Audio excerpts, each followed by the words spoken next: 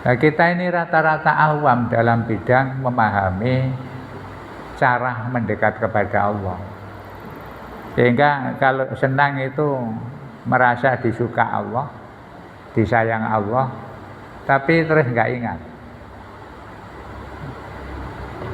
Dikasih segala macam, kemudian ngomong ke sana kemari, aku alhamdulillah Allah ngasih kemudahan begini, tapi tidak pernah ingat bahwa kemudahan-kemudahan itu perlu disyukuri.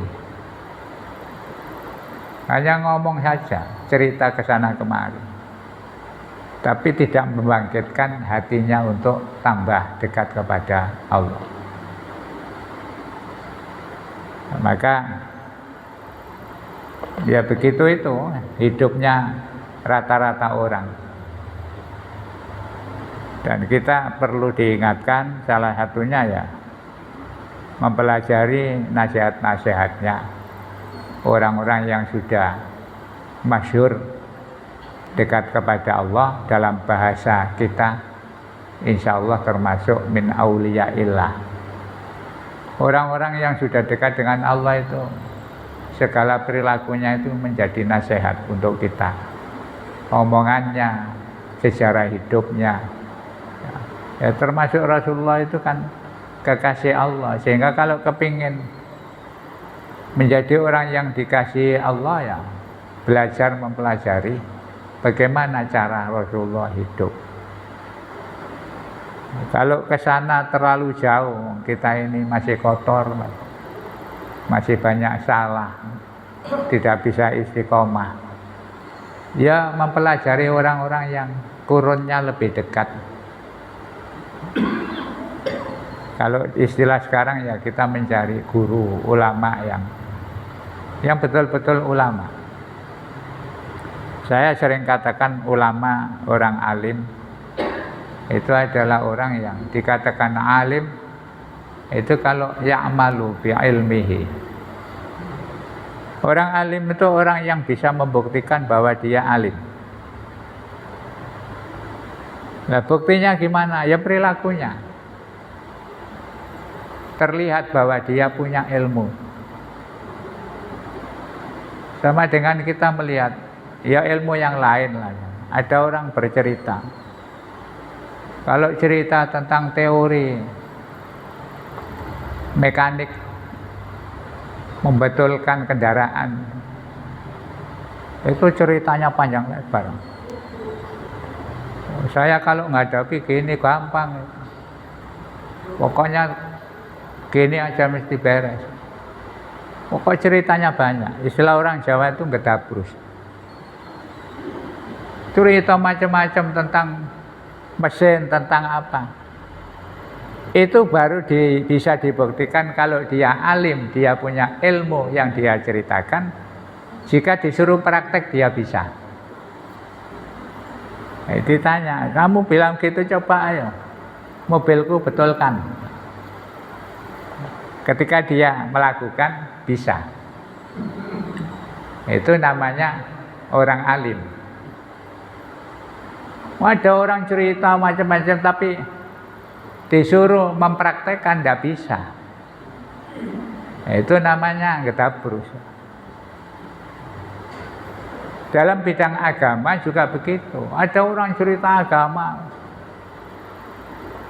sangat memukau. Istilah sekarang followernya banyak. Menarik cara ceramah dan penyampaiannya.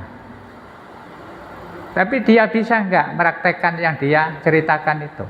Kesehariannya seperti apa? Nah, kalau hanya butuh terkenal saja gampang. Orang Arab itu punya pepatah sederhana, khalif tu'raf. Kalau kamu kepingin populer, kepingin viral, ya bikin yang aneh-aneh. Menyimpanglah dari tradisi yang biasanya dijalani orang banyak. Istilahnya wong Jawa nek kepengin terkenal ya nyeleneh dhisik.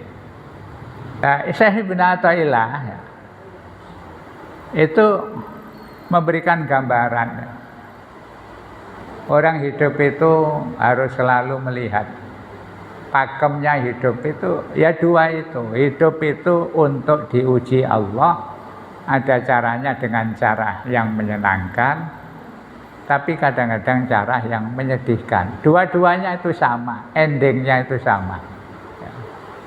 Tujuannya supaya Allah menghendaki hambanya itu ingat bahwa hidup ini sebuah perjalanan.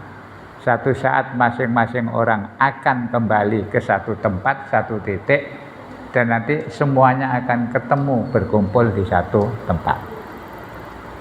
Nanti di sana Allah akan memberikan penilaian. Kalau kita punya prinsip hidup seperti itu, pada akhirnya merasakan kenikmatan dan kesengsaraan itu, kalau kita sadar iman, itu biasa saja. Maka ada ungkapan sederhana di bahasa Jawa itu.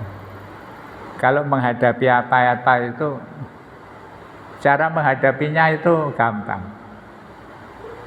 Ada orang dikasih nikmat terus, ada yang dikasih kesusahan-kesusahan. Itu kalau ditanya orang, sampean ya apa? Menghadapi kondisi seperti ini, itu jawabnya sederhana. Ya biasa wong lakone urip. Lakone urip itu artinya bahwa orang hidup itu ya memang begitu. Naik turun, ya. Susah senang, ya. Kadang-kadang juga, lah kalau orang tidak sadar ya, bahwa hidup itu memang lagunya seperti itu, ya terus ngersula terus.